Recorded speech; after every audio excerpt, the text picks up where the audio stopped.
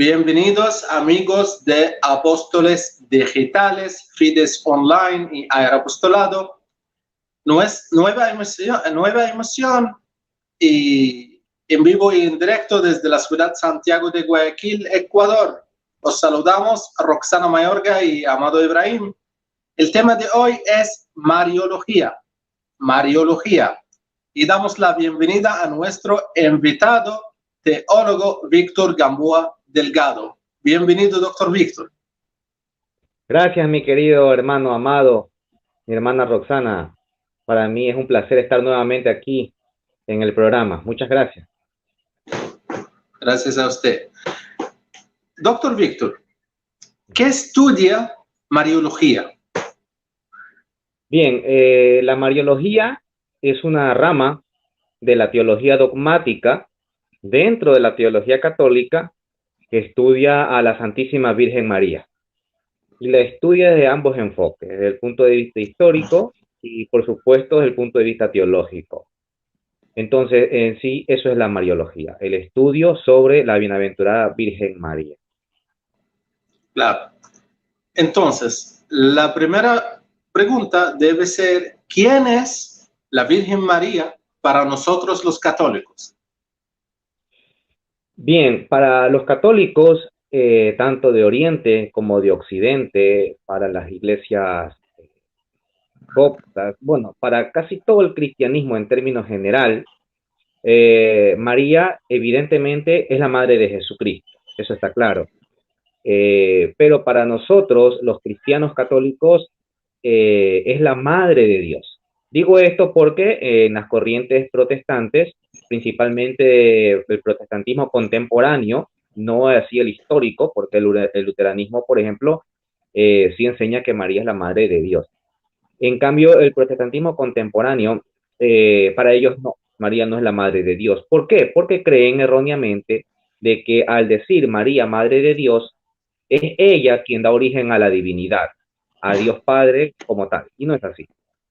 Entonces, para el católico, María es eso, la madre de nuestro Señor Jesucristo, la madre de Dios, la siempre bienaventurada Virgen María.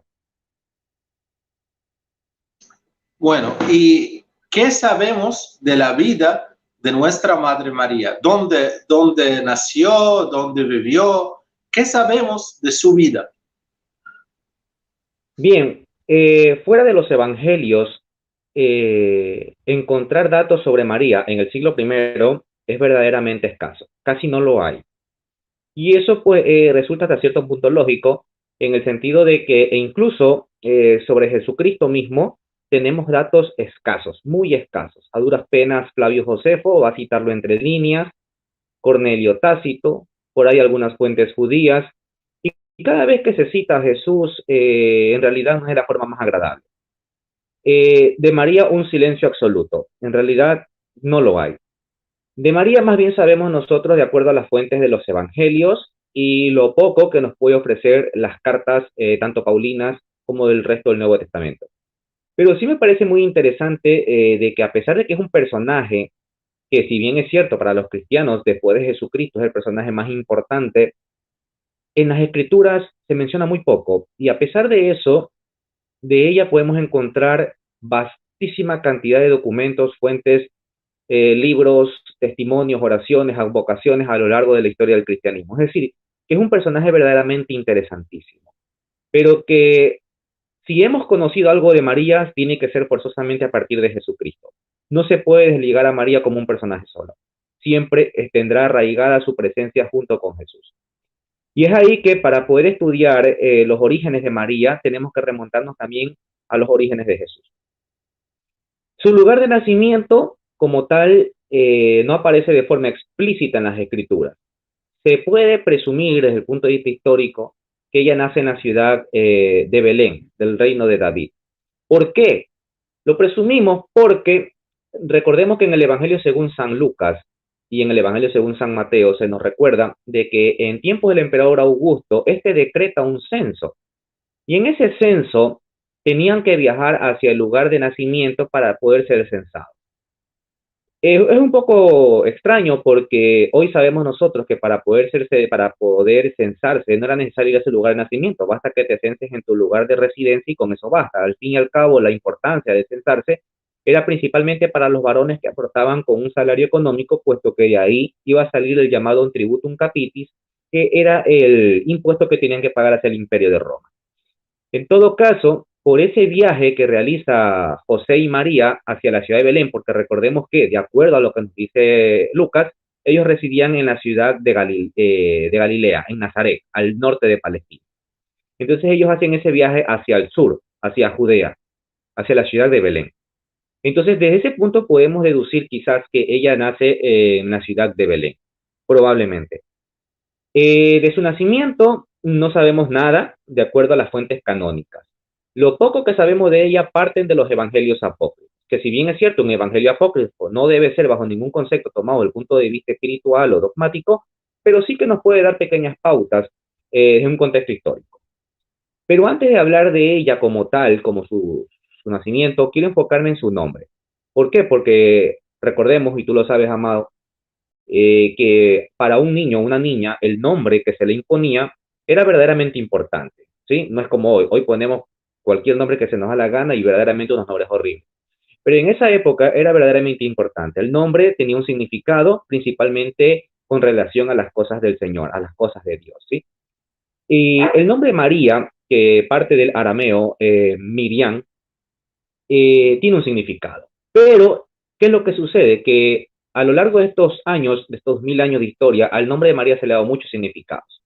Estrella de mar, gran señora, e incluso se le pone el nombre de profetisa, bueno, y varios significados. En realidad, eh, no hay unanimidad en cuanto al significado del nombre. Hay también quienes dicen que parte de dos palabras, una egipcia, mir, que significa amada, y la palabra hebrea Yab, de Yahvé, amada de Yahvé. Sí, pero al fin y al cabo son suposiciones históricas.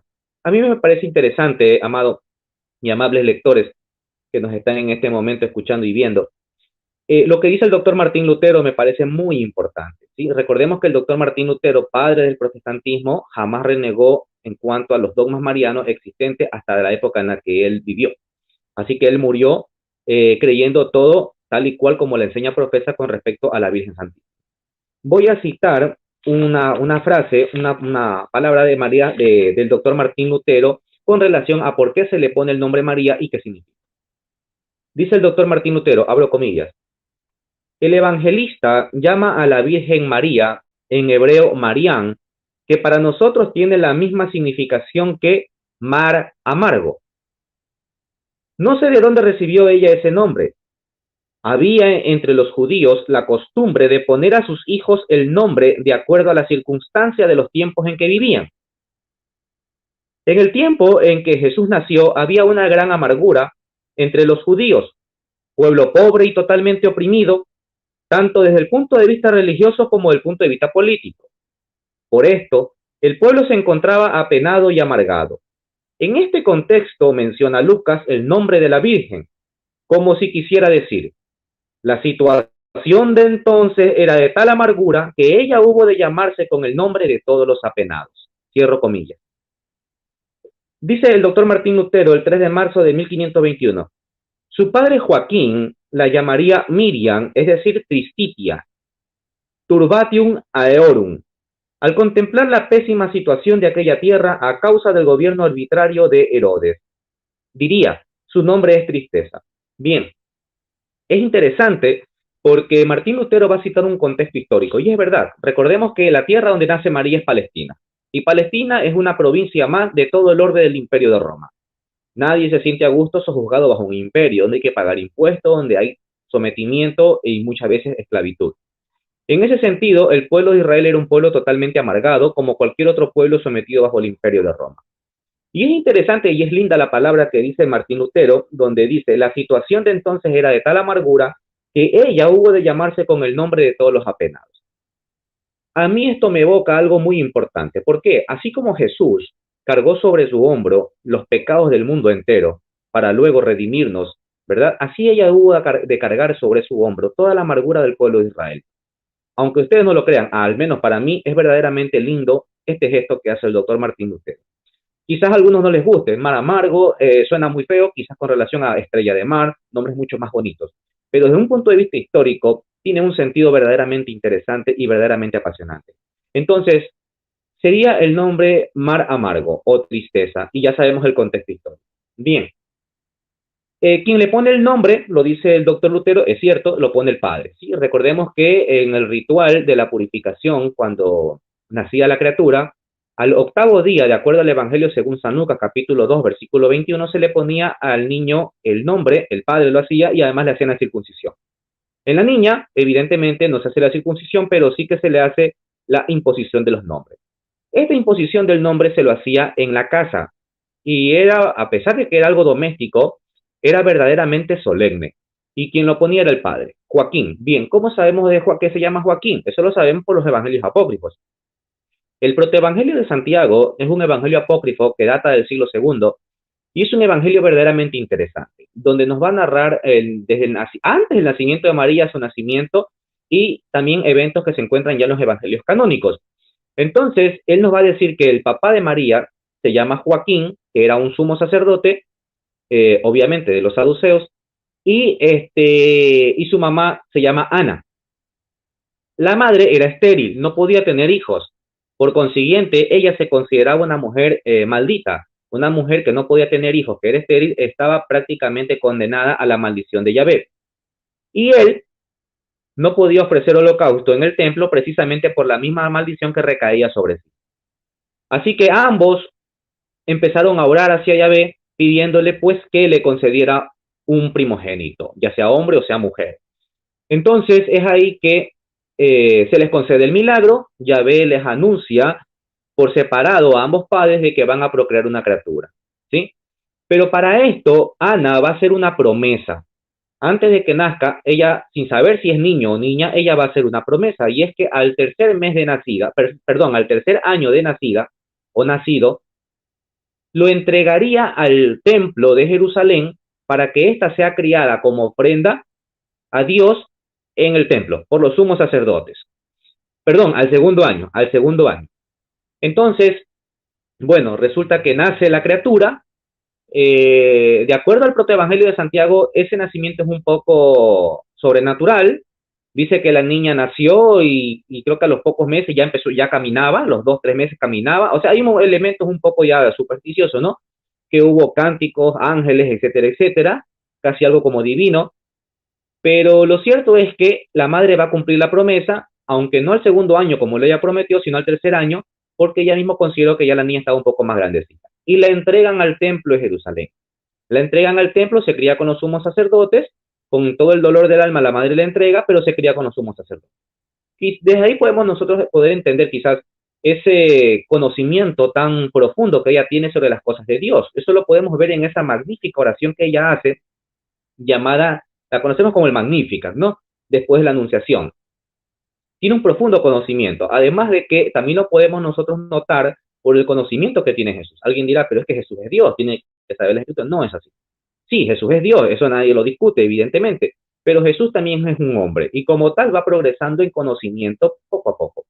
Es decir, que a pesar de que Él es Dios y siempre desde su nacimiento mantiene su naturaleza divina, asimismo su naturaleza humana se encuentra al 100%, en el sentido de que Él se comporta como un hombre tal y común y corriente, excepto en el pecado. Entonces, bueno, María va a crecer, casi utiliza las mismas palabras que dice Lucas, en estatura, sabiduría y gracia, como lo hace Jesús en su adolescencia, María también lo va a hacer.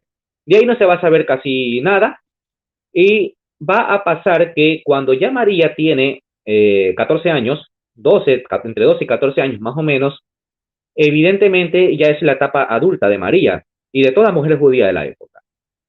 Entonces, los sumos sacerdotes se preocupan porque no saben qué van a hacer con esta niña que evidentemente desde su nacimiento ya está entregada al Señor, es decir, nadie puede mancillar su cuerpo.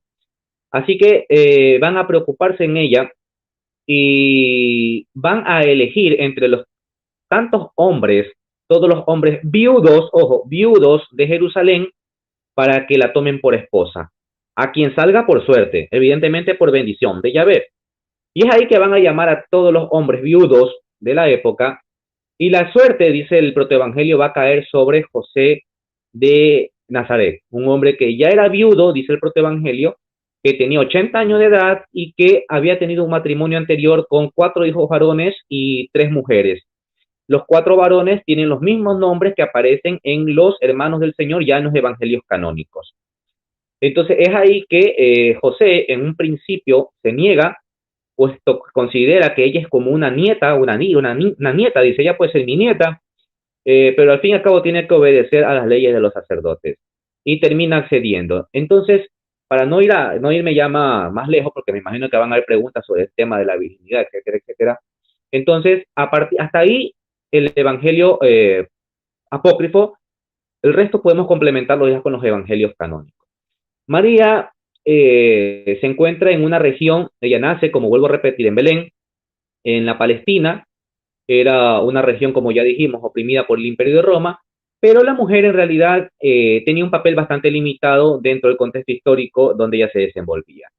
Sí podían trabajar, pero tejiendo, cosiendo ropa, eso era un trabajo, lavando ropa, es decir, quehaceres más que todos domésticos. Siempre ella tenía que ir todos los días a coger agua del pozo, normalmente su hijo mayor, o en este caso su único hijo Jesús, la acompañaba, ¿sí? Pero la vida de ella va a transcurrir en una vida totalmente pacífica, tranquila. Vive en una aldea llamada Nazaret, una aldea bastante pequeña, no más allá de 1000 habitantes, de profesión pesquera y agrícola en su mayoría. Y pues todo parece indicar que ella va a vivir con Jesús sola a partir de cuando tiene 12 años de edad, puesto que José pues aparentemente ya ha fallecido, ¿no? Entonces, eso podemos ahorita argumentar sobre el inicio o el nacimiento de la Virgen María. Bueno, y uno se pregunta, ¿cómo eligió Dios a María? ¿Y por qué lo eligió? Y también podemos preguntarnos sobre profecías del Antiguo Testamento, alguna profecía del Antiguo Testamento que habla sobre María o algo así. Pero la pregunta principal será, ¿cómo eligió Dios a María? Bueno, Dios nunca se equivoca, ¿no? Él es perfecto, así que no pudo elegir a otra mujer mejor que ella. Evidentemente, antes de que ella naciera, ya estaba elegida por el Señor, como tú lo dices. Desde el Antiguo Testamento ya se profetizaba el nacimiento de Jesús por una virgen. Pero aquí hay una cosita que me gustaría recalcar, querido amado. En la profecía de Miqueas, donde se anuncia proféticamente, claro está, el nacimiento de Jesús de una virgen, que dice más o menos así, ¿no? Y tú, oh Belén de Éfrata, así le llamaban los canaítes a Belén, Éfrata, y tú, oh Belén de Éfrata, en realidad no eres la más pequeña de todos los reinos de Judea, porque de ti nacerá el caudillo, ¿verdad? El redentor, etcétera, etcétera, ¿no? Esto es interesante, ¿por qué? Porque la palabra virgen que utilizamos en el español, que la podemos ver en nuestras Biblias, en el canon palestinense o el canon hebreo como tal, se traduce como alma. Pero esta palabra tiene un significado y es joven o doncella. Joven o doncella. Pero ¿qué pasa? Que cuando las escrituras son traducidas al idioma griego, ¿sí? Que es la que conocemos como la Septuaginta, allá por el siglo III antes de la era cristiana, y ya se encontraba completamente helenizado la tierra de Israel. ¿Qué pasa? Que la Septuaginta va a traducir esta palabra, alma, la va a traducir como partenos, que significa virgen literalmente. Es decir, que los judíos de la diáspora, helenizados, que vivían tanto afuera como los que residían en Palestina, veían en este texto no solamente a una mujer joven o doncella, sino también ya a una virgen. Y es ahí que el cristianismo como tal toma este texto del canon alejandrino y no del canon palestinense. ¿Sí? Esto es interesante. Entonces, el cristianismo va a adoptar este texto, partenos, virgen, Una mujer totalmente virgen, claro está, obviamente, joven, tiene 14 años, una doncella, pero virgen ante todo. Y Dios le elige, puesto que como sabemos, Él nos conoce a nosotros antes de que nosotros vengamos a la vida. Así que sabe perfectamente que María, a pesar de todos los temores y de todas las complicaciones e implicaciones que podría tener la respuesta al sí que ella le dio al arcángel San Miguel, que en realidad se lo da a Dios, podía tener muchas implicaciones desde el punto de vista cultural, social, religioso incluso, y que le podían afectar incluso hasta con su propia vida. María no le importa eso, ella sí se encuentra turbada, no entiende en un principio el mensaje del ángel Miguel, pero al fin y al cabo, su fidelidad hacia el Señor va mucho más allá al punto de que ella, pues sin pensarlo más, da ese sí, y ese sí es tan importante. ¿Por qué? Porque en el momento en que ella dice sí, se cumple la palabra que aparece en el Evangelio según San Juan, capítulo 1, versículo 14, donde dice, y el verbo se hizo carne. En el momento en que ella dice sí, el Espíritu Santo acude donde la Virgen María, ¿verdad? Y ella queda embarazada, María, por obra del Espíritu Santo. Y a partir de ese momento empieza el camino de la redención. Y para mí, desde ese momento empieza el cristianismo como tal, puesto que con ese sí, ¿verdad? Jesús, el Mesías, el Cristo, ya empieza ese camino para la redención de los hombres. Entonces, es por eso que Dios elige a María, una mujer pura, una mujer humilde, inteligente, y una mujer más que todo fiel, fiel a la palabra del Señor, y sabía que en ella no iba a encontrar un rechazo, todo por el contrario, una mujer abnegada y entregada hasta el último momento, como lo podemos ver en los evangelios, a su Hijo Jesucristo. Es más, después de la muerte de Jesucristo, nuestro Señor, vemos a una mujer que, por no decir y escandalizar, hasta lidera la iglesia. Es una mujer que está presente en la iglesia naciente. Es una mujer que está ahí para consolar a los apóstoles. Y es una mujer que es altamente venerada por los mismos discípulos del Señor. Entonces, es ahí la importancia de por qué el Señor escoge estrictamente a María y no a otra. Ahora bien, ¿por qué llamamos a María Virgen y Madre? Después vamos a hablar sobre los dogmas marianos, pero antes vamos a responder a esa pregunta porque es una pregunta muy importante. ¿Por qué llamamos a María Virgen y Madre? Bien, primero lo llamamos virgen por lo antes dicho, ¿no? Por el mismo texto profético del griego partenos, que significa virgen, es decir, profetizado, sabíamos que era una mujer que iba a ser virgen. La llamamos virgen porque ella fue virgen antes del parto de Jesús, durante el parto de Jesús y después del parto de Jesús. Aunque hoy el mundo protestante trate de contradecir esto, sobre todo me refiero a después del nacimiento de Jesús, desde el punto de vista histórico podemos demostrar con total facilidad que María fue virgen siempre hasta el último momento de su vida. En realidad no hay mayor problema en esto. Perdón, en ese sentido se la llama virgen, los católicos la llamamos la siempre virgen, porque fue virgen incluso hasta el último momento de su vida. Ella solo tuvo a Jesús sin participación humana, biológica de José, solo desde el punto espiritual, bajo la luz, bajo el Espíritu Santo. Y madre, porque Jesús es nuestro Señor, Él es nuestro Dios. Y Él mismo nos las entrega a nosotros en la persona de Juan. Juan personifica, el evangelista, personifica la humanidad entera. Cuando Jesús se encuentra crucificado, a momentos antes ya de morir, ¿verdad? Él le dice al evangelista Juan, probablemente Juan, digo probablemente porque es al discípulo amado. Bueno, el texto sí dice Juan, hijo, ahí tienes a tu madre, mujer, ahí tienes a tu hijo. Y desde ese momento el discípulo se la lleva a su casa. Y es interesante porque Juan representa precisamente al género humano, a todo aquel hombre sellado por la gracia de Dios que decide aceptar a María como madre. Entonces, en ese punto, María es nuestra madre y debemos amarla tal y cual como el Señor la amó. Yo creo que no hay persona en este mundo que haya podido amar más a María que el mismo Jesucristo. Y es que yo me imagino, Yo me imagino a un niño Jesús que cuando tenía miedo, que cuando tenía dolor, que cuando no podía dormir, corría a los brazos de su madre. Es más, uno cuando siente miedo y uno está con su madre, uno se siente protegido. Esa es la protección que le dio María. Esos son los sentimientos que hizo florecer en Jesús la misma madre. La madre es protección, es seguridad, es amor, es cuidado. Todo eso recibió Jesús de ella. Y es por eso que fácilmente podemos notar lo que Jesús estando en la cruz solo tiene una preocupación. ¿Con quién dejo a mi madre? Eso es natural.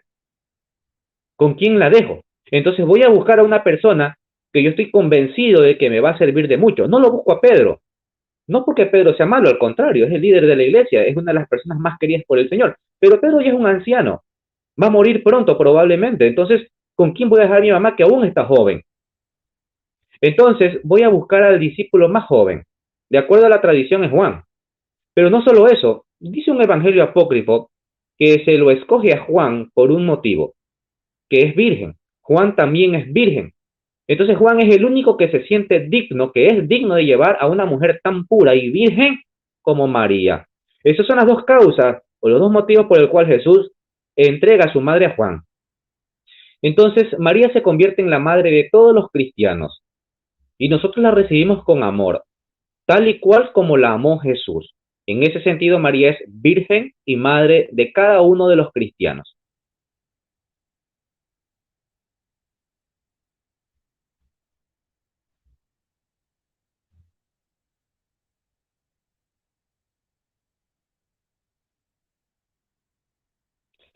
No te escucho, hermano.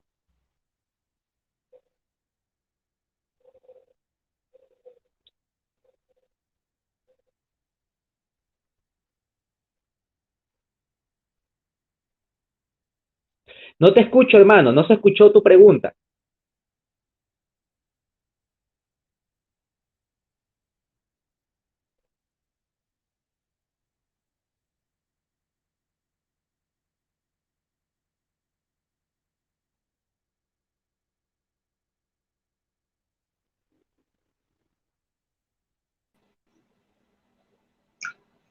¿Así me escucha bien, doctor? Ahí sí te escucho, hermano. Ahí sí. No te escuchaba. Muy bien. Entonces podemos entender de eso que nuestra Madre María es madre de todos los cristianos. ¿Por qué le llamamos también madre de la iglesia? Precisamente por lo que mencioné hace un ratito, ¿no? María es una persona que se encuentra en el inicio de la iglesia. Recordemos en Pentecostés, cuando los apóstoles se encuentran reunidos bajo la promesa de la llegada del Espíritu Santo, se la menciona a María en primera persona, ¿sí? Ella siempre va a estar al frente. De todas las mujeres mencionadas, ella es la primera. Ella es la reina. Y en ese sentido, ella es la madre de la iglesia. Es la madre.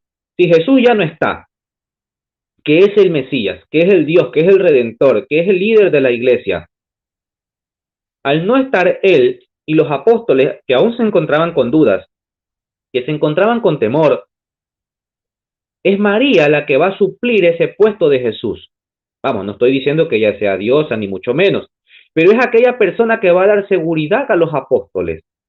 Es la persona más cercana a Jesús. No hay otro ser humano más cercano a él que ella.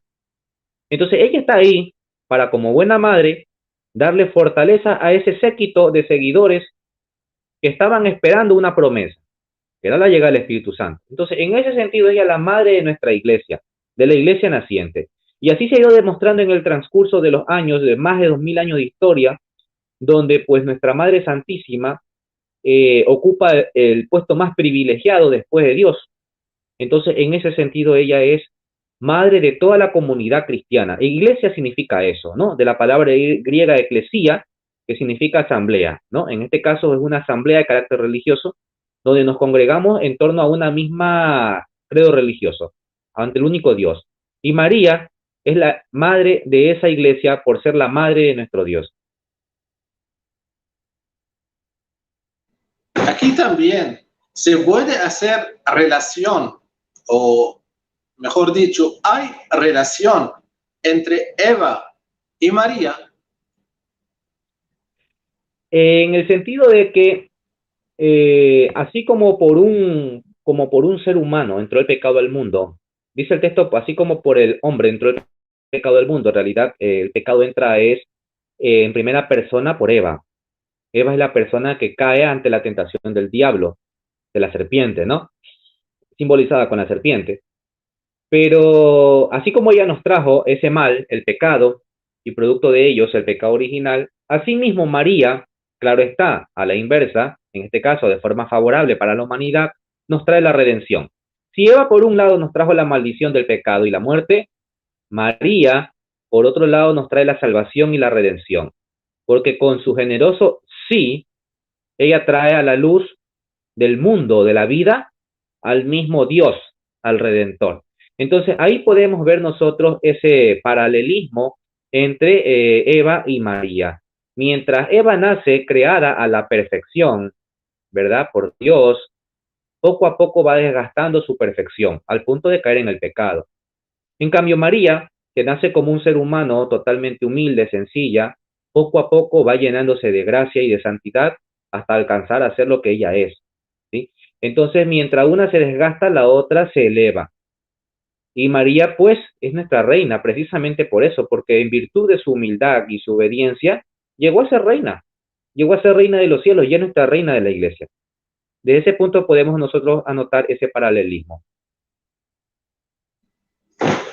Entonces, y por eso la Virgen ocupa un lugar central en la vida de todos los cristianos. Ahora bien, ¿qué significa la asunción de la Virgen a los cielos? Ya, este es un dogma decretado por la Iglesia Católica en el año de 1950, en el cual se nos enseña que la Virgen María, después de que ella pasara su transcurso de vida terrena, inmediatamente fue asunta al cielo en cuerpo y alma por nuestro Señor Jesucristo.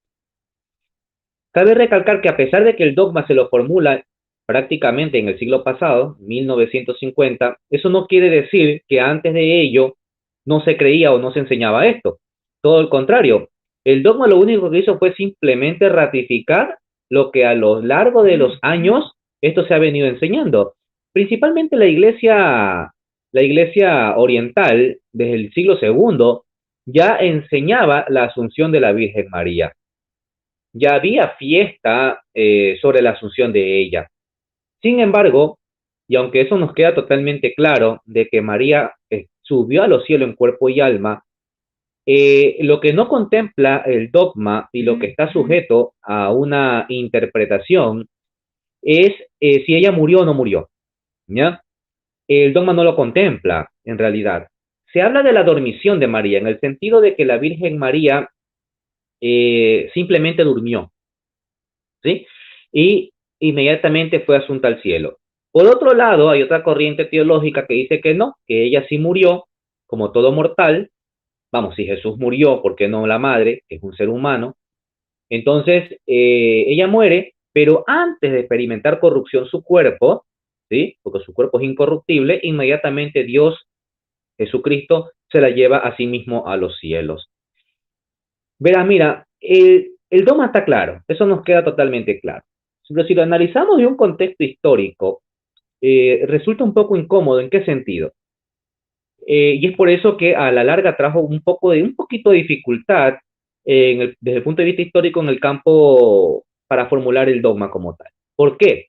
Porque sabemos nosotros que en los últimos evangelios en escribirse, las cartas petrinas, datan del año 110 más o menos, de acuerdo a los papiros que se tienen hasta el día de hoy. Entonces, para esa época, e incluso para antes, por ejemplo, cuando Juan escribe su evangelio en la isla de Patmos, ya tendría históricamente que haber pasado la asunción de la Virgen.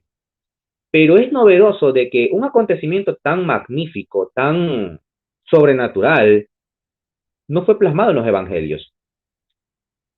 Se plasman otras cosas con menor relevancia, pero sin embargo, eso no se plasma. Entonces es ahí que para muchos surge la duda. Si se narra, por ejemplo, que Elías fue llevado a los cielos, Enoc igualmente, pero de María no hay un dato en lo absoluto, ni en los evangelios canónicos, ni en fuentes cristianas del primer siglo o fuentes no cristianas. Entonces, eso es lo que ha generado un poquito de problema, de dificultad a la hora de formular el dogma, más no así la tradición ya oral que se venía dando. Vamos, no estoy diciendo que no sucedió, evidentemente sucedió, solo que resulta bastante, a veces, incomprensible cómo algo tan sobrenatural y majestuoso que tuvo que haber sido presenciado, al menos por los apóstoles, y que sabemos que ellos fueron los que escribieron los evangelios y los textos del Nuevo Testamento, no lo plasmaron.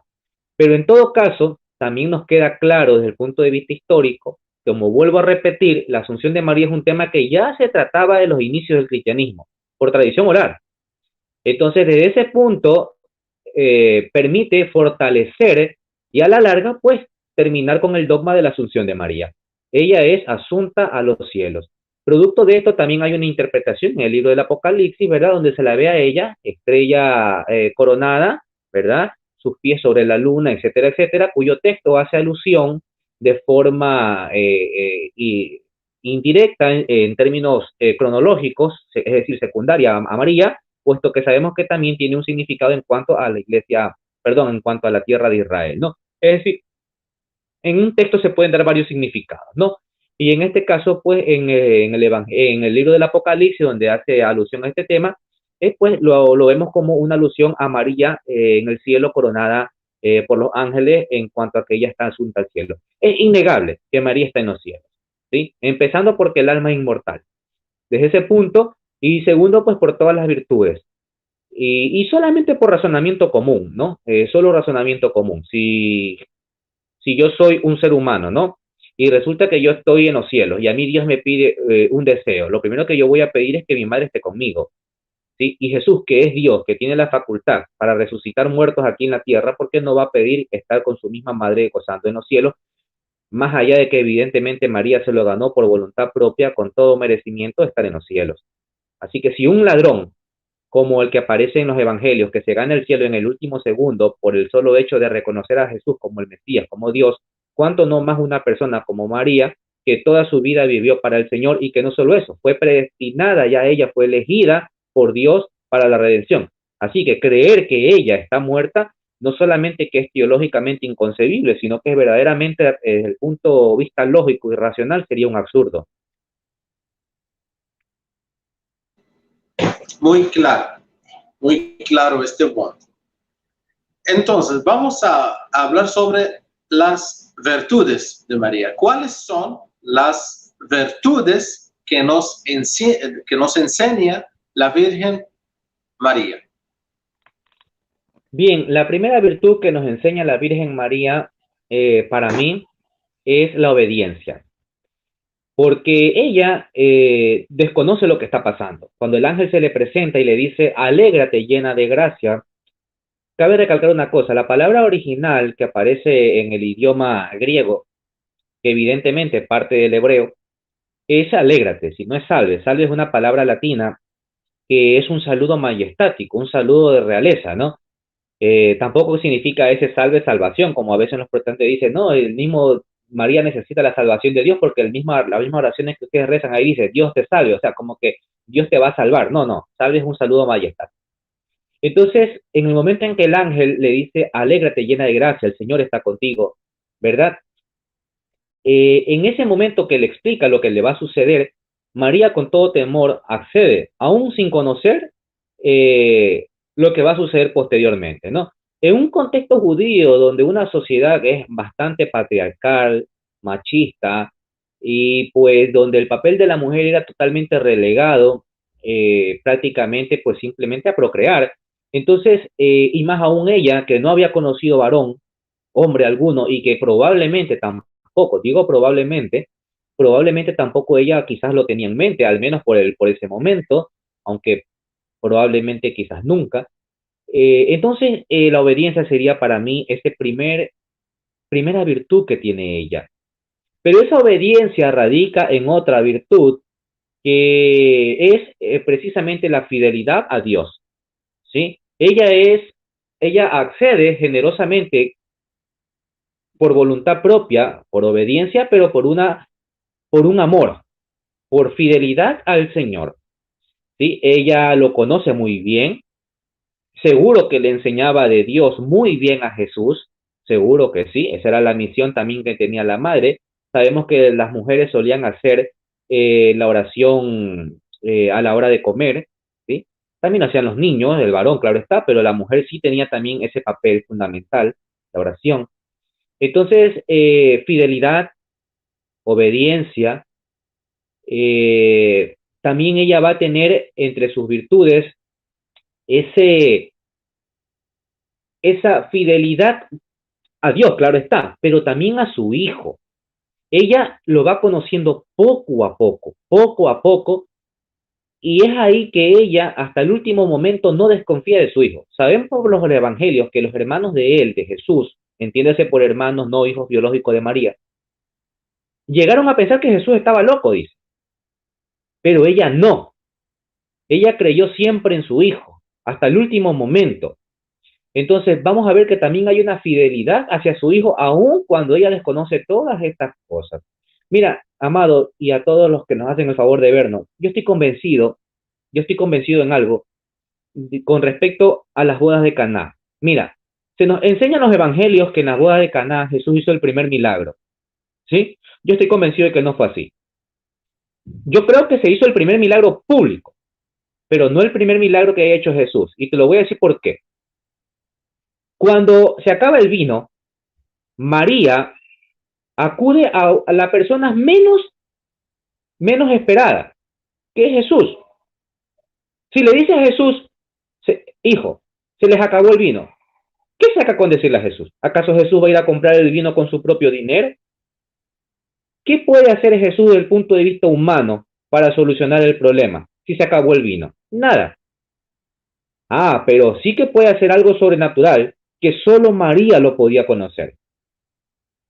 Y es más, cuando Jesús transforma el agua en vino, María ni se sorprende. Es algo natural para ella. Y es ahí que, desde mi punto de vista, esto es algo muy personal, Jesús le hizo un milagro a María a puerta cerrada. Solo ella era digna de poder percibir esto tan majestuoso a puerta cerrada, el vivo amor de Jesús, sobrenatural de Jesús a puerta cerrada. Yo estoy convencido, no me quepa la menor duda a mí. Y todos esos méritos, perdón, todos esos regalos son producto del mérito que María se iba llevando poco a poco por esa fidelidad a Dios. Criar al mismo Hijo de Dios en el camino, protegerlo, darle salud, más aún cuando probablemente ella queda sola con el niño cuando Jesús tiene 12 años. Ya José no está. Y qué importante era el papel patriarcal en una familia. Pero María se convierte en padre y madre en ese momento para este joven Jesús. Todos esos valores que Jesús muestra públicamente, no es otra cosa más que el reflejo de su madre. Entonces, esas son las virtudes. Las virtudes que tiene Jesús, para mí, sin ser mariólatra, son las virtudes que tiene María, para mí.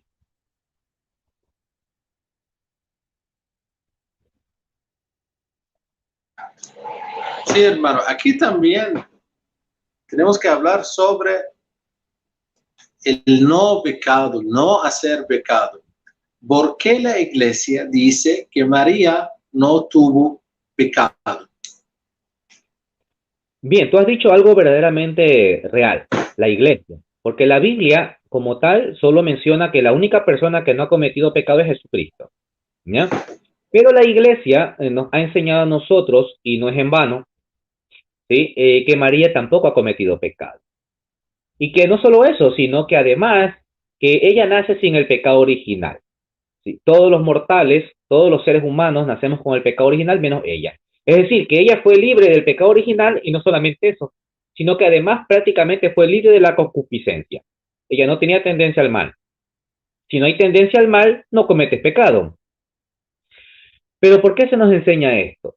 Esto es una realidad que nos enseña la iglesia en virtud de que María es una mujer mucho más elevada que cualquier ser humano, ¿sí? Aunque humanamente, históricamente y quizás bíblicamente, porque la Biblia no lo dice, no suene lo más real. Es decir, cualquiera dirá, no, María cometió pecado como cualquier ser humano. Primero porque la Biblia no dice que ella no cometía pecado y segundo porque es un ser humano. Sí, es verdad, pero recordemos que para Dios nada es imposible en este mundo. Nada. Dios no se somete a las leyes humanas. Nosotros nos sometemos a las leyes humanas y a la voluntad divina. Y desde ese punto el Señor puede hacer que lo que es natural se convierta en sobrenatural. ¿Sí? Ningún ser humano puede resucitar un muerto, solo Dios lo puede hacer. Ningún ser humano puede elevarse a los cielos, solo Dios lo puede hacer.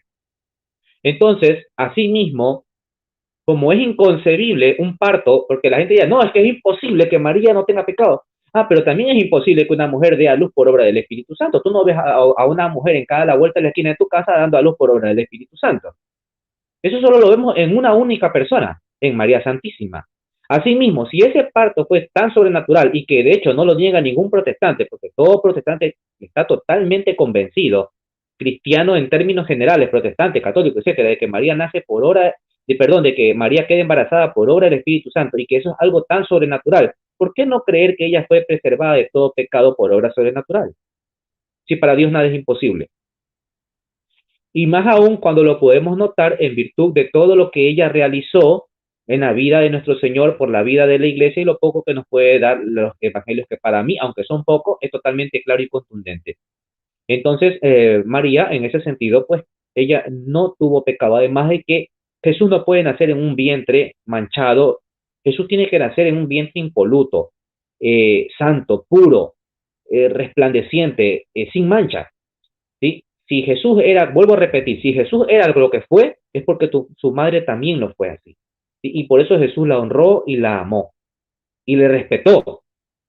Fue tanto el respeto que cuando Jesús le dice en la boda de Canaán a la madre, le dice, ¿y qué tengo yo contigo, madre? O sea, ¿qué tengo yo que ver? Se les acabó el vino. ¿Y qué tengo yo que ver? Aún no ha llegado mi hora. María ni siquiera se toma la molestia de responderle al hijo o suplicarle y decirle, hijo, no, mira, ayúdalos. No, nada. Es más, ya no le dirige la palabra, se acerca con el mayordomo y le dice, ustedes van a hacer lo que les dice. En otras palabras, usted es mi hijo y usted me obedece. Sí, usted es Dios, lo que sea, pero me obedece. Y Jesús se somete a la autoridad de su madre. Eso es algo maravilloso. Como el mismo Dios, el creador, el dueño de todo, se somete a la voluntad de su propia madre. ¿Cuánto más nosotros? Entonces, eso, mi hermano. Aquí también tenemos que mencionar la adoración. ¿Por qué nos acusan siempre de adorar a la Virgen María? Aunque nosotros siempre respondemos que nosotros honramos a la Virgen María. ¿Por qué nos acusan de adoración de la Virgen María? El problema parte desde adentro, parte de la ignorancia, incluso de nuestra misma gente católica. ¿Sí? No todos, por supuesto, claro está que no. Un católico bien formado en su fe sabe perfectamente que nosotros a nuestra Madre Santísima no la adoramos, que nosotros la veneramos, la respetamos y la veneramos tal y cual como Jesús la respetó, la veneró y la amó. Punto. Pero ella no es Dios. ¿Qué pasa con muchos católicos que le piden milagros a la Virgen Santísima? Y nosotros sabemos, porque así nos enseña la Iglesia, de que nuestra Madre intercede ante Dios y es solamente Dios y nada más que Dios quien concede los milagros. Y lamentablemente por estas personas católicas, pero lamentablemente mal instruidas en su fe, y además también por otros elementos externos, por ejemplo, programas. Te puedo poner un ejemplo con todo respeto, el programa de la Virgen de Guadalupe que se transmite, Canal Mexicano, me parece un programa mexicano muy popular, lo vemos en todos lados. Es un programa donde a quien se le pide el milagro es a María, quien hace el milagro es María. Nunca se menciona a Dios, nunca se menciona a Jesús, nunca se menciona lo sagrado de la iglesia, nunca se menciona los sacramentos. Es un programa por demás anticatólico. Pero ¿qué es lo que pasa? Que la gente de afuera, lo primero que dicen, eso es lo que ellos creen los católicos. Y no entienden que los católicos no creemos en eso. Nosotros no adoramos a María. Tenemos plena conciencia de que María es un ser humano. Sí, un ser humano elevado por encima de cualquier otro ser humano, pero no es Dios. Desde los inicios del cristianismo partieron sectas entre ellas los colombianos, que sí tenían un sentido de adoración estricta en el sentido de la palabra hacia la Virgen María. Y la misma iglesia se encarga de sentenciar, so pena de excomunión, a estas organizaciones que adoraban literalmente a María. Así que es la iglesia la primera en condenar cualquier tipo de idolatría que evidentemente atente a la fe. La iglesia siempre nos ha enseñado, nosotros tenemos adoración al único Dios, Padre, Hijo y Espíritu Santo, un solo Dios en tres personas. Se acabó. María no es Dios. María es nuestra Santísima Madre, Madre de Dios, sí, no porque ella haya engendrado, no porque haya dado vida por primera vez a Dios, no, Dios es Dios es coeterno, Dios no tiene principio, ¿sí? María da a luz a la naturaleza humana y divina del Señor, pero ella es creada por nuestro Dios. Entonces, María no es Dios. Eso tenemos que quitárnoslo en la cabeza y me gustaría que los hermanos protestantes entendieran eso. Pero, lamentablemente, muchas veces el culto lo extendemos de tal forma que a veces hacemos pensar, al menos de forma externa, que verdaderamente le estamos adorando, ¿sí? Hay grupos parroquiales que muchas veces exceden en cuanto a enseñanzas, en cuanto a alabanzas, el culto mariano. Y eso no está bien porque da a malas interpretaciones, ¿sí? Siempre debe estar primero Cristo ante todo, primero el Señor. Te pongo un ejemplo, en una parroquia X, evidentemente no la voy a mencionar por respeto, cuando son las fiestas de advocaciones sobre Cristo, sobre Jesús directamente, ¿no? Sobre la fiesta de la resurrección, bueno, de todas las fiestas de Jesús, ¿verdad? Hacen un altar, pero casi que insignificante. Por ahí 2, 3 flores, una velita y se acabó. Pero cuando son las fiestas marianas, es como una fiesta de pueblo, o sea, unas imágenes increíbles, flores, agasajos, rosarios y tantas cosas, y no está bien en el sentido de que no puede estar por encima el culto mariano al culto a la divinidad de Dios, no puede estar por encima, ¿sí? Cuando menos debería estar a la par, en el sentido de que por respeto y veneración a la altura que merece María, pero nunca por debajo. Entonces, muchas veces, por ejemplo, asimismo, en rezos a domicilio, ¿no? Se le da mucha veneración. Claro está que si es una fiesta particular de la Virgen, evidentemente tiene que sobresalir ella. Pero si es algo que es totalmente sin ninguna ocasión y se le da mayor culto a ella, no está bien. Ni siquiera nuestra misma madre aceptaría eso. Porque ante todo ella es abnegada por su hijo. Y ella todo quiere para su hijo, no para ella, para su hijo. Entonces es natural que nosotros los cristianos católicos entendamos esto, de que ella es ante todo humilde y quiere todo para su hijo. Por lo tanto, ella no es Dios. Los católicos entendamos, los católicos adoramos a nuestro único Dios y María es nuestra Madre Santísima, a quien le rendimos el culto de veneración.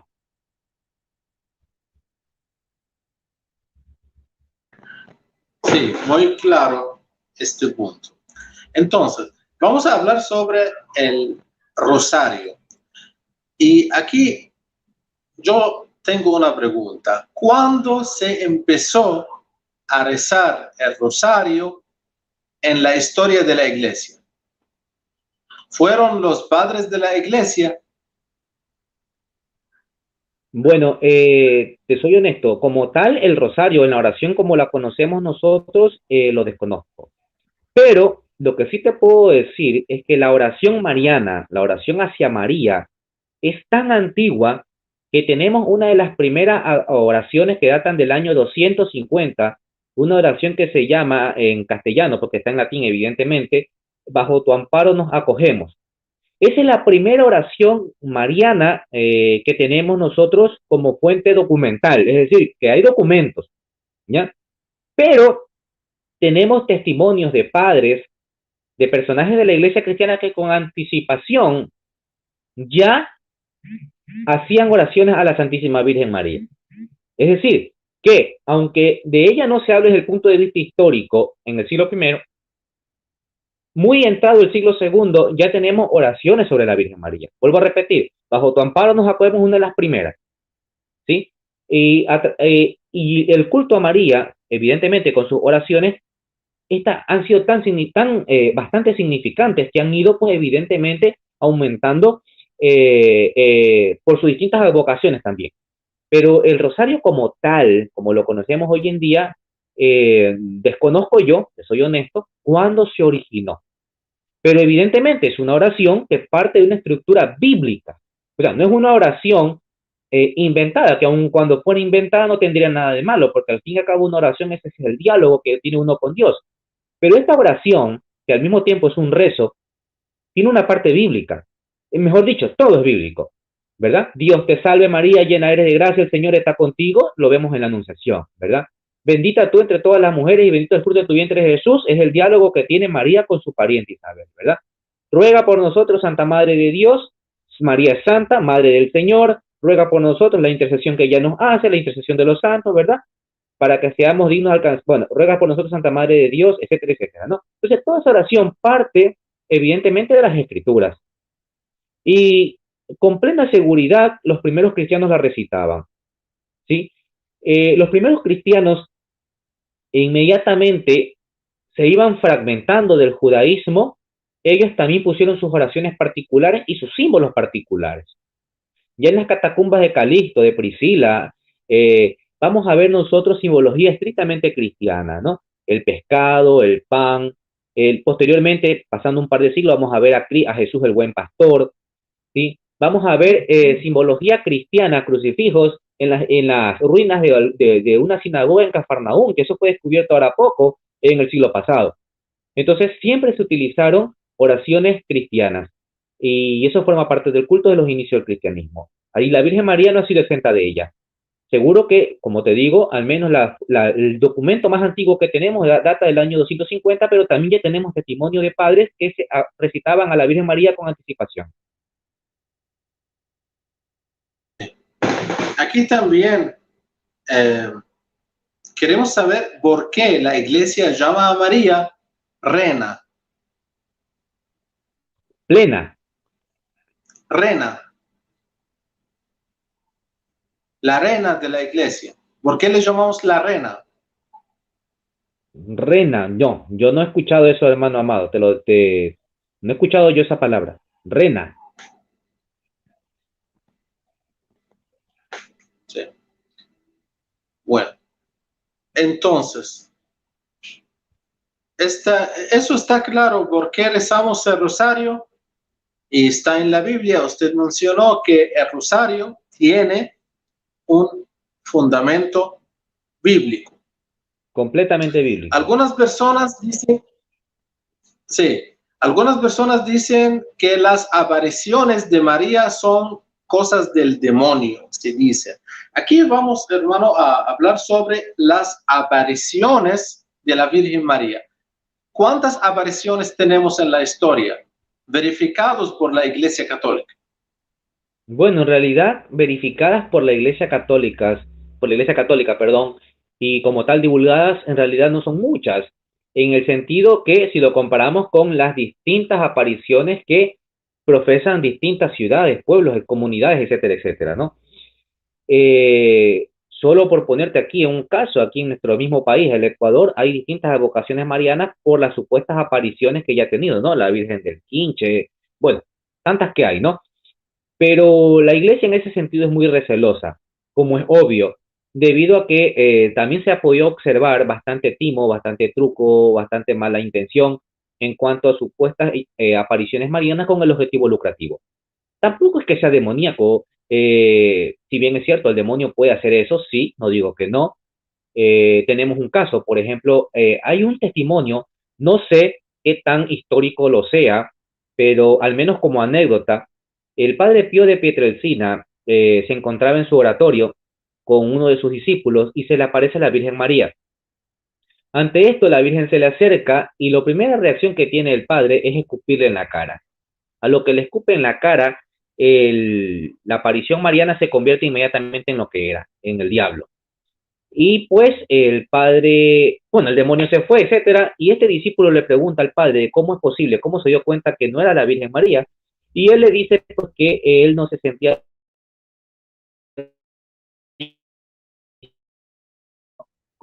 Entonces, más allá de si es histórico o no, o anecdótico, nos deja entender a nosotros de que el demonio, y eso sí se ha podido comprobar también, puede tomar apariencia humana.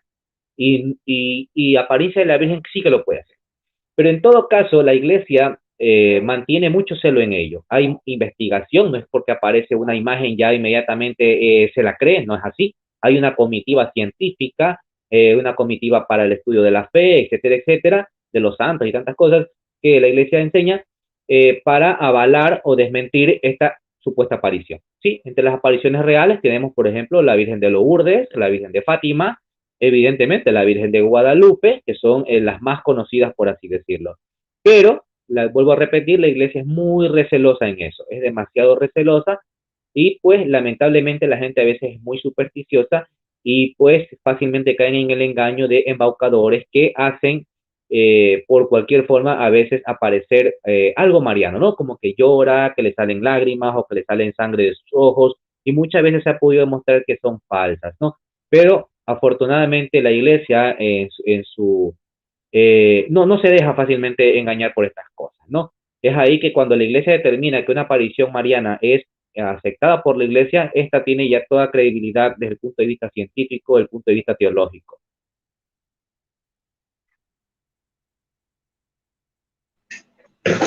Entonces, amigos del programa, hemos llegado al final del programa, pero antes de cerrar el programa, te pido, hermano Víctor, que nos da un mensaje final al pueblo católico sobre la Mariología. Bien, yo pienso que un católico que no conozca a profundidad a la Virgen María, a nuestra Madre, es un católico a medias y es un católico que verdaderamente no ama ni a Dios ni a la iglesia. Vuelvo a repetir, si Dios, nuestro Señor Jesucristo, amó tanto a su madre, lo mínimo que podemos hacer nosotros como buen católico y buen cristiano es amarla de la misma manera. Quizás jamás la amaremos como la amó Jesús. Ese amor tuvo que haber sido verdaderamente sobrenatural, pero nosotros sí que podemos hacer el mayor mérito posible por amarla. Y no es nada difícil. María se deja amar por sí sola. Debemos instruirnos. Debemos instruirnos. ¿Por qué? Porque si hay un personaje que es más atacado dentro de la Iglesia Católica, es la Virgen María. No solo por el diablo, sino también que por él, todas estas ramas protestantes que tienen un odio visceral hacia la Virgen Santísima. Pero no es que la odien como tal a ella, porque evidentemente no hay forma de odiar a María, es que no tienes por dónde odiarla. Sabemos que el odio radica precisamente por ese amor que se le da en la iglesia, es decir, se la odia a María por la iglesia católica, más no por María mismo. Ella se deja amar por sí sola. Entonces nosotros los católicos debemos formarnos a conocer bien a nuestra madre. ¿Para qué? Para, como dice el apóstol Pedro, dar razón de nuestra fe. No estoy diciendo que tienen que ustedes ir a buscar al primer evangélico que vean y ponerse a pelear. Eso no está bien. Eso es malo. Pero si que alguien toca la dignidad de nuestra madre, con amor, con elocuencia, con sabiduría, con inteligencia y con respeto, poder defender a nuestra Madre Santísima, perdón, desde el punto de vista teológico, desde el punto de vista histórico y en todo lo que se lo pueda defender. Entonces, mi consejo principalmente a los jóvenes es precisamente eso, ¿no? Estudiar a profundidad a nuestra Madre Santísima para que si alguien con mala intención venga a tratar de desprestigiarla, calumniarla, inventar cosas que no van acorde a la realidad histórica y bíblica, da respuesta a nuestra fe. Agradezco mucho al teólogo católico Víctor Gamboa Delgado por la enseñanza del día de hoy. Muchas gracias, amigos espectadores. Soy Amado Ibrahim, os agradezco mucho y estuvimos en el programa Apóstoles Digitales. Nos vemos pronto. Hasta la vista. Paz de Jesús. Gracias, mi hermano Amado. Gracias a mi hermana Roxana. Y gracias a cada uno de ustedes que nos han visto.